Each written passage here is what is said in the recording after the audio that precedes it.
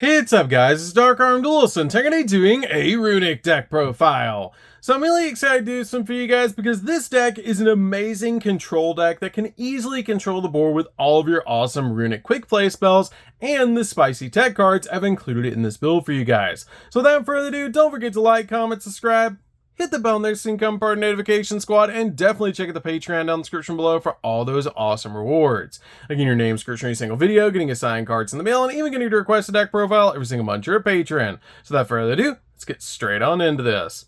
So first off, we're going to be playing 2 copies of a Mono Yugioh. A Mono Yugioh is definitely a 2-of in the build, and the best normal summon in the entire deck that you could play in this build, as this card has the ability that monsters cannot activate their effects except spirit monsters, essentially locking down your opponent, which is absolutely crazy. This card also has the ability once per turn during the end phase, if this card was normal or flip face up, you return this card back to your hand, which is not that big of a deal because you're basically just summoning this card out to your side of the field so you can lock down your opponent and know your plays are protected. But this card is absolutely broken to be able to play in the deck as a 2-of, because it's so easy to draw into this card. So that's it for the monsters, guys. Let's get into the spells. So for the spells, we're going to start with 2 copies of Runick Fountain. Runick Fountain is a broken field spell that has the ability that you can actually activate your Runick quick play spells from your hand during your opponent's turn, turning all of your Runick quick play spells into hand traps, which is insane. This card also has the ability once per turn. If you activate a Runick quick play spell card, you can target up to 3 Runick quick play spell cards in your graveyard, place them on the bottom of your deck in any order, and then draw the same number of cards, meaning every single turn we can draw upwards of 3 cards, which is absolutely insane off this card's effect. We then play a single copy of Golden Droplet.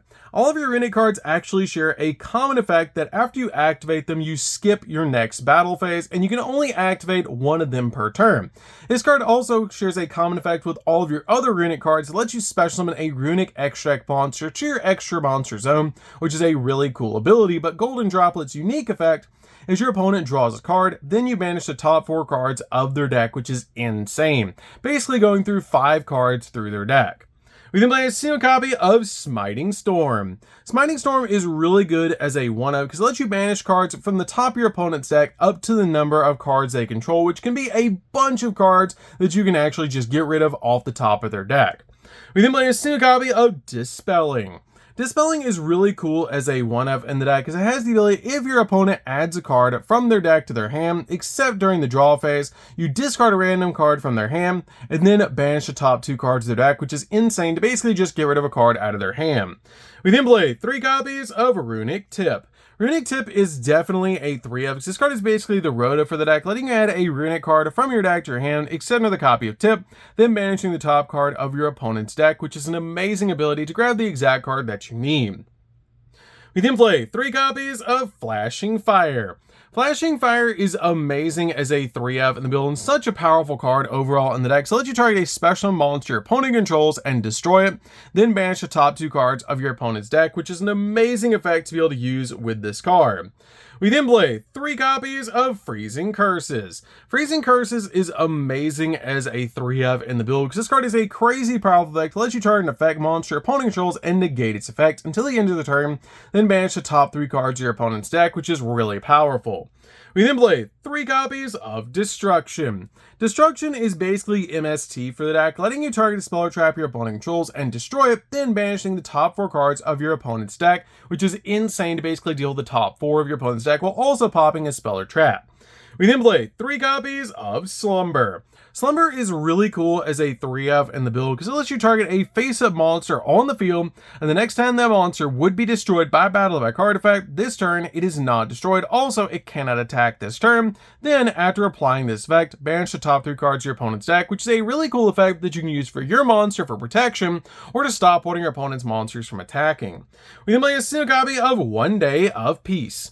One Day of Peace is great because it lets both players draw a card and then neither player takes damage until the end of the opponent's next turn, which is a great effect to be able to use to basically make it so that you're not going to lose the duel, because it doesn't matter if your opponent attacks you, you're not taking damage. We then play a single copy of Card of Demise. Card of Demise is really good to help us draw 3 cards, because in this deck you don't play that many normal summons, just playing a mono Iwado as a monster for the deck, helping you draw into more of your Runick cards. We then play a single copy of Card Scanner. Card Scanner is really interesting for this deck, especially with our copy of Fountain helping us put cards on the bottom of the deck.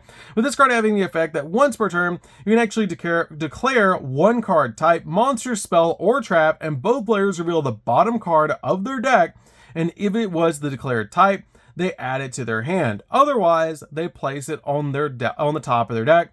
And if this face-up card in its owner's spell and trap card zone is destroyed by an opponent's card effect, you get to make your opponent place a card from their hand on the bottom of the deck. This card is amazing in the deck as a 1-up because it's so easy in this deck to basically know exactly what's on the bottom of the deck because of Runick Fountain placing your Runick quick play spells on the bottom of the deck. We then play 2 copies of Dimensional Fissure. Dimensional Fissure is really good in the deck as a 2-of because this card makes it so any monster sent to the graveyard is banished instead. And since we only play basically a single normal summon in the deck, this card does nothing to us and really just stops the opponent. We then also play 2 copies of Pot of Desires.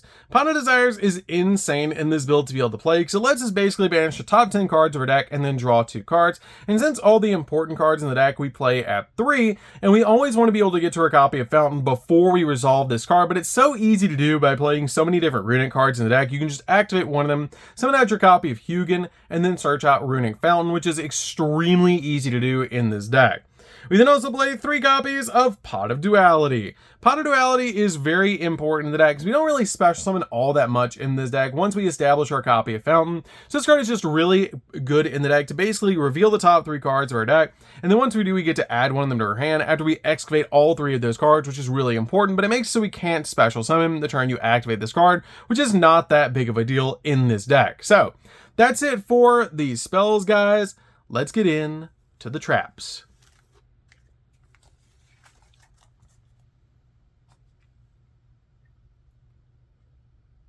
So for the traps, we're going to start with a single copy of Skill Drain. Skill Drain is very important in the deck as a 1-up to basically just stop your opponent in their tracks from activating their monster effects and negating the monster effects on the field, which is just really cool to be able to do. We then play a single copy of There Can Be Only One. There Can Be Only One is very powerful in the deck to play as a Floodgate in this deck. His floodgates don't really do anything to us in this build except for cards like Anti-Spell Fragrance, but still you can set your Runick cards and be able to activate them during your opponent's turn. And this card is really good to be able to play in the deck because it basically just locks down the opponent.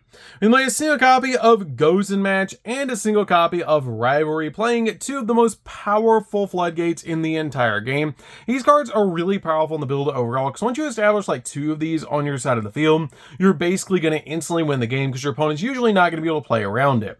We then play 2 copies of Synchro Zone. Synchro Zone is really awesome. It has a lot of text, but only one line of it matters.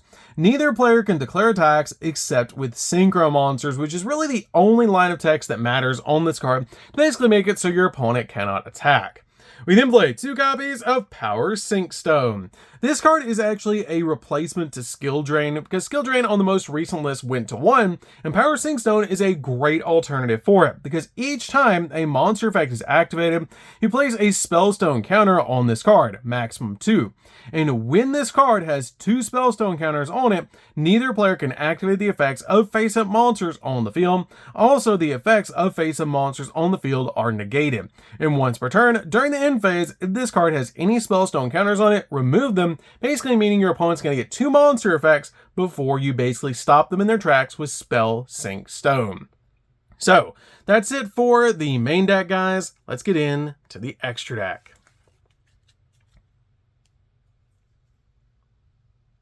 So for the extra deck, we're going to start off with Hugin. Hugin is definitely a 3-of and a card you're going to summon out of your extra deck all the time to help you search out your copy of Fountain. Since this card is special summoned from the extra deck, you can discard a card to add a Runick field spell, which is always going to be your copy of Fountain from your deck to your hand. And if another card you control would be destroyed by card effect, you can actually banish this card you control instead, and if this card on the field is destroyed by battle by card effect, return this card back to the extra deck, which is a really powerful effect to help you search out your copy of Fountain off this card's effect. We then play 3 copies of Moonin. Moonin is really good for time because this card has the ability, if this card is special from the X deck, you can discard a card to add a Runick continuous spell from your deck to your hand, and when your opponent activates a card effect that targets a Runick card you control or a set card you control quick effect, you can banish this card you control to negate the activation, and if you do, destroy that card. But the main effect we're going to use on this card is once per turn during the end phase, gain 1,000 life points because we play so many different floodgates in the deck, so duels are usually going to last a while, so this card is a great time card to gain 1,000 life points. We then play 3 copies of Gary. Gary is really good as a 3-of in the deck because this card has the ability it cannot be destroyed by card effects, and if this card is special summoned from the X deck, you can actually target 1 non-quick play spell Runick spell card in your graveyard and add it to your hand, and when this card is destroyed by battle, you can target 1 card on the field and destroy it, which is a great effect to be able to use with this card. We then play 2 copies of Freke. Freke is really good as a 2-of in the build. You don't need any more than 2 copies of this card. This card is the ability when an attack is declared involving this card in the extra monster zone, you can actually banish the top 2 cards of your opponent's deck. Also, neither player takes any battle damage from attacks involving this card, and if this card on the field is destroyed by battle or by card effect, you can target a Runick quick play spell in your graveyard and add that target to your hand, which is a great ability. We then play a single copy of Slipnir. Slipnir is just really good as a 1-of in the deck. This card is really good to be able to play in the build because it has the ability during your main phase or your opponent's battle phase, quick effect, you can target 1 face-up monster your opponent controls, banish both that monster and this card until the end phase, kind of working like SP Little Knight. This card also has the ability if a card is added from the main deck to your opponent's hand except during the damage step, you can spell summon a Runick token to your side of the field that has 1500 attack and 1500 defense in attack position, which is a pretty cool ability to help you generate tokens. We play a single copy of Baguska. Baguska is just a really good option because we can go into this card every so often by using our copies of Gary, which is a good option in the deck, plus a copy of Amano Iwado. We play a single copy of Typhon. Typhon is just a great card overall to play in the deck, and just a really good option to be able to summon out to your side of the field in this build. And then finally play a single copy of SP Little Knight. SP Little Knight is not completely necessary in the entire X deck, but it's a great option that you can make in the deck if you have this card. If you don't have this card, you could play another copy of Typhon, you could play another copy of Baguska, you could play any other card that you wanted to instead of this card in the deck. You could even play a Zeus if you wanted to as another option for this deck, but this card is amazing because it's a double interruption. So that's it for the deck, guys. I hope you enjoyed. This deck is super fun. If you guys have never played Runick before, you should definitely give this deck a try because it's a great control deck that can basically just lock down the opponent's field and mill them completely out where they'll have 0 cards left in their deck. With this particular build, you're trying to floodgate your opponent until they have nothing left and you just mill every card out of their deck, which is absolutely crazy. So that's going to do it for this one, guys. Don't forget to like, comment, subscribe, hit the bell in there so you can become part of the notification squad, and we'll see you guys in the next video. See you later, guys.